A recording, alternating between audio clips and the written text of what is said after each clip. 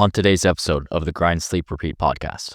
I think a lot of times people are fearful of like, if I eat, how am I going to go to the bathroom? Or if I eat, is my food going to sludge around in my stomach? So it's just a matter of experimenting with different meals. As you're in the beginning of your half marathon prep, use this time to start to build up your mileage. Make sure you're still strength training, having good workouts, that you're eating enough food, that you're hitting your macros consistently, because that's what's going to pay off down the road. As you get closer to your half marathon and the race that you're running, if you're hitting your macros, you're fueling your body properly, and you're getting enough calories, and you're going to be able to train a lot harder. Therefore, you're going to see a lot more progress and you're going to see a lot more success as you get closer to that race.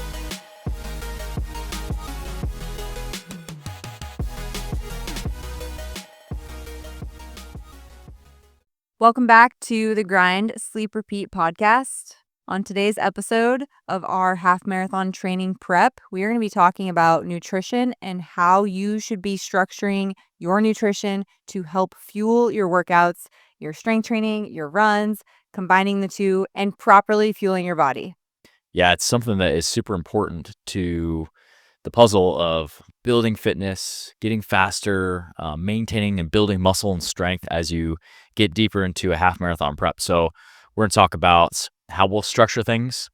Let's talk about some mistakes that we've made or some things that we have taken away already from this half marathon prep, because nothing is ever the same. When you're in this half marathon prep, it's 12 weeks. Obviously, the priority is running. But with our goal is still to prioritize running, building fitness, getting faster, and setting a goal time, but also balancing how to strength train, to build muscle, build strength. So we're not just running. So there becomes a different layer of the diet that's important. So let's talk about, overall calorie intake, macro intake, exactly what we're doing with our diet to help us reach the goals of building muscle, building strength while running. Yeah, there's so many things that could go into play with all of that. And the first thing that always comes to mind for me specifically is going to be your protein. So you always, whether you're strength training or running, you always need to make sure you're getting enough protein, because today, actually, for example, I woke up and I told Jordan, I'm like, I am so sore. And it truly comes down to, not getting in enough protein. And the reason that I start tracking when I'm in this prep is to focus mainly on the protein and the carbohydrates, because those two things are going to be crucial when in prep. Obviously, you want to make sure you're getting in enough healthy fats for hormone health. But a lot of times, if you're not getting in enough protein, you're not going to recover properly, and you're going to feel that. And this week, I definitely am feeling that.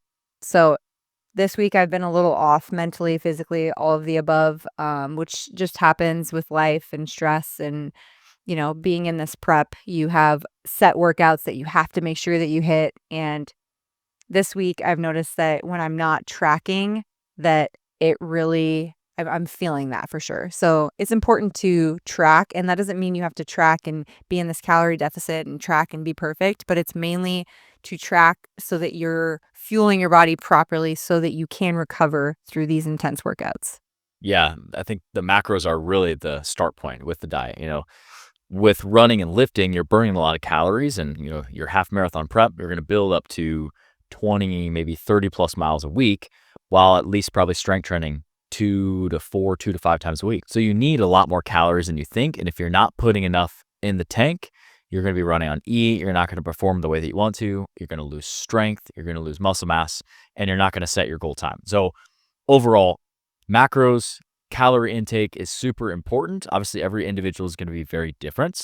We'll talk about what we do with our macros, but if you are somebody that's looking for a specific macro calculation, we have a free resource on our website where we'll do a free macro calculation for you. I'll leave the link to that down in the comment section below. So after you're done listening to the podcast, you could go down to the comments, click on that link, fill out some information, and we'll do a free macro calculation to give you a good place to start with your calories, your macros, and where they should be based on your goals, because everybody's going to be different.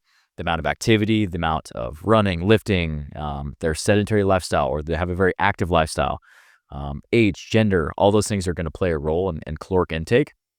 But it's something that you really need to nail. And, with this half marathon prep, we have increased our calories you're burning at least an additional 75 to 100 extra calories every single mile that you run. That's a lot of extra calories that you have to replace. So, macros are one of those things that hitting your body weight protein is a must. If you don't, you're going to notice that you're just not going to recover, like Alyssa mentioned. And you'll even notice this. I'll have clients that'll tell me like, hey, I feel really sore this week. I feel pretty run down. Immediately what I'll do is I'll look at their obviously sleep and recovery, their overall program, but protein is usually the culprit. And say somebody's trying to get 200 grams of protein and this week they've only consistently been hitting 100. They're going to feel that. They're going to feel that lack of recovery because when we're working out, we're breaking down the muscle tissue. The protein and the amino acids from the protein is what's really going to help you rebuild your muscle tissue. And it's going to keep you from feeling debilitated. I'm not going to say that you're not going to be sore. Like, you're always going to be sore from your training, but there's a difference when you're low in protein. You're going to feel debilitated. You're going to feel heavy. You're going to feel really sore, run down. That's just not a fun place to be. So protein is huge. Carbohydrates are also huge. So we'll typically structure at least 45, sometimes 50% of our calories coming from carbohydrates, especially while we're in this half marathon prep, because those carbs are going to be able to store in the muscle. They're going to be used during strength training workouts. They're going to be used in longer run workouts. And it's something that's really crucial if you're looking to keep your performance high and also maintain muscle mass. Because if you don't have those carbs stocked up in your muscle, you go for a long run and maybe you don't have a lot of food before the workout, or you don't have a really good solid meal the night before type of thing, where your carbs aren't stocked up in your muscle. That's where you can start to run the risk of losing muscle mass. So it's a really good thing for energy and performance, but it's also really good for maintaining and continuing to build muscle even while you're running. Yeah, it's so important to plan in advance too. So, like I was saying, trying to track my food on an app. I use my Fitness Pal. Tracking my food on there keeps me accountable, making sure I'm getting in enough protein and making sure you're getting in healthy amount of carbs and healthy amount of fats, but also being prepared in advance too. So if you know that you're going for these longer runs and you want to pre-log all of your meals, make sure that you have enough food for the week. What we do is we bulk prep all of our protein. So it's chicken and, beef. And then we bulk prep all the rice and potatoes so that everything is just on hand so that we have no excuses.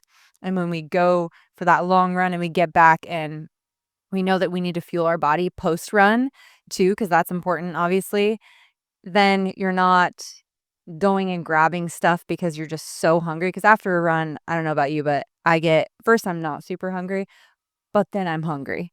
And so you want to make sure that you're grabbing the right things and have the right things prepped and that you're pre-ready to, set yourself up for success. And I think that is something that is so crucial. And you just have to make time for it. Just like you're making time to go for these runs, get these workouts in. It's just as important to make time for your nutrition and pre-prep all of that food so you can set yourself up for success. Yeah, I think that's one of those things that you have to just plan ahead and you're going to set yourself up for success. Because say the hour and a half maybe that it took to prep your food, to cook one meal, it's about the same time. Like if you were to cook one meal of chicken and rice and veggies, it's going to take like 45 to 60 minutes. So you might as well just prep it all in advance and you're going to be a lot more consistent. You're going to have that food on hand. Typically what we'll do is like, we'll cook at least twice. So like maybe on a Sunday and maybe on like a Wednesday, because 5 or 6 day old chicken is not very good. It's pretty rubbery by that point. So you're going to be less miserable if you're maybe prepping your food twice a week rather than you're prepping for the whole week. That Thursday, Friday, Saturday chicken is probably going to be a little rubbery, but up to you. If that's what you got to do, that's what you got to do. So Plus, we have kids, so yes, yeah, they go do food that. like crazy. We were just talking about that. So macros are super important. Micronutrients are also very important. So making sure that you are getting enough vegetables, you're getting enough Fiber. fruits, you're getting enough fiber, that you're utilizing electrolytes. So, when we're pushing out all the sweat in our workouts, if you're not supplementing with electrolytes, you are selling your progress short. You are not going to be performing at your best. We'll typically do at least 1-2 scoops of our pink Starburst FitGrind electrolyte every single day. We'll structure it differently throughout the week, and depending on the workout that we have for the day. If it's a really long run, we'll load some before. If it's really hot out, we'll put some in a handheld water bottle while we run. And then after every run, we always do a scoop. And then we'll always do a scoop after every single strength training workout or during the day of a strength workout. But Yep. electrolytes are going to help you stay hydrated. They're going to help you perform at your best because during your workouts, you're pushing out electrolytes every time you have a muscle contraction. You're utilizing electrolytes. And if you don't replenish that, if you just have water, you're going to be dehydrated. You're going to be deficient in your electrolytes. Our Pink Starburst electrolytes have 500 milligrams of sodium, 400 milligrams of potassium, and 40 milligrams of magnesium. No added sugar, no BS. They're naturally sweetened. So they have everything you need and nothing that you don't. So if you guys would like to try out our Pink Starburst electrolyte and support our brand, head over to fitgrindformula.com. You can check it out. We'll even leave you a discount code to save some money on your first order. These taste freaking awesome. I will leave the link to it down in the description below as well, so you guys can go check it out after you're done listening to the podcast. Yeah, and going into that, we can chat a little bit too about what you want to be doing when you're fueling during your run. So obviously, we are incorporating our electrolytes either before, during, or after, maybe even all three of those if it's a really hot day and we know that we're going to sweat and we know that we're doing a long run. It's important to rehydrate. So with that being said, electrolytes, and then on top of that, we want to make sure that we are getting in enough carbs for those longer runs too. So we typically start the run with a liquid carbohydrate drink and mix that sometimes with those electrolytes. And then on top of that, during that run, if we're hitting anywhere between, 7 or 8 miles, we want to make sure that we are including a carb source intra run. So something like a gel or some of those chewy gummy things. But typically Jordan and I, we like the gels, and you can just shove that into your water bottle and you'll do that at least halfway through that run. So that's going to help give you some extra fuel to get you through that longer run. Yeah, that's something that you can practice too, because on race day, when you're showing up for a half marathon, you're going to need to use some sort of energy chew or gel just to fuel inside the workout. So we're always big believers of practicing that, practicing what you're going to do on race day as far as your hydration, as far as your intra-workout carbs, what shoes are you going to wear, what socks are you going to wear, what shorts are you going to wear. You just need to think of all those things you need to practice. And like Alyssa was saying, typically you only need to really use carbs within your workout, within your run, if your run's going more than an hour. Once it goes over 60 minutes, I mean, you'll still have carbs in your muscle that you won't be fully depleted, but it just helps keep up your energy, helps keep up your performance. Yeah. And it's something that we'll always practice, especially as the runs get longer throughout the prep. It's something that we'll continue to practice. That way we know we can digest these things well, Yeah. that we don't run into issues. We'll even practice, what types of food we're going to eat before the run. This is something that you can adopt to as well. Your pre-workout meal.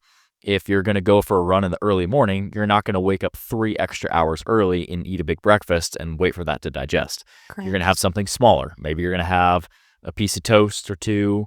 Maybe it's a piece of fruit with some peanut butter, some honey.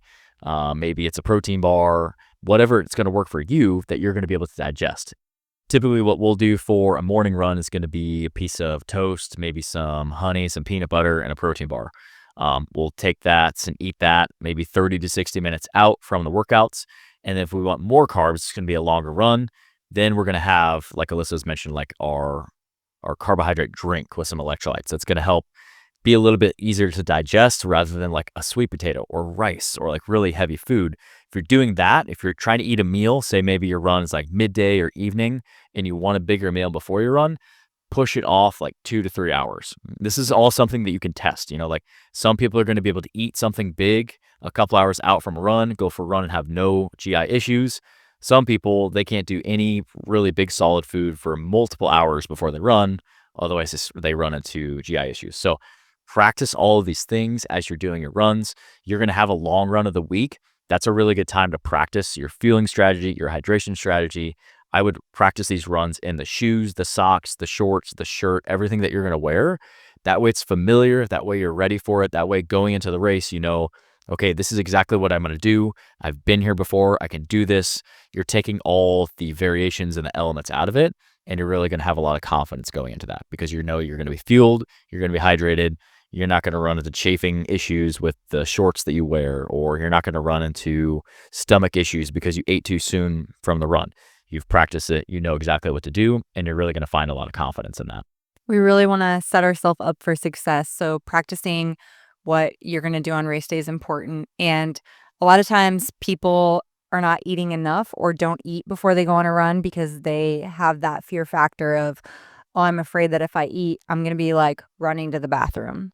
So, you have to train your body to get comfortable in eating and then hopefully going to the bathroom before you go for that run. Yeah, get Because that done. yes, that's ideal. I know that sounds like something that's maybe TMI to you, but it's something that everybody thinks about when it comes to race day. You get those race day nerves, you're feeling anxious, and you're like, "Oh my gosh, when am I gonna go to the bathroom?" So if you can find that perfect routine where it's like maybe you drink that cup of coffee in the morning, after you have a cup of water, drink that coffee, you have that toast and those eggs, you go to the bathroom, let things simmer a little bit and digest, and then you're able to go for that run and you don't have to worry about those things. But I think a lot of times people are fearful of like, if I eat, how am I going to go to the bathroom? Or if I eat, my food going to sludge around in my stomach? So it's just a matter of experimenting with different meals. Maybe it's oatmeal for you, which for me, that definitely is a heavy one,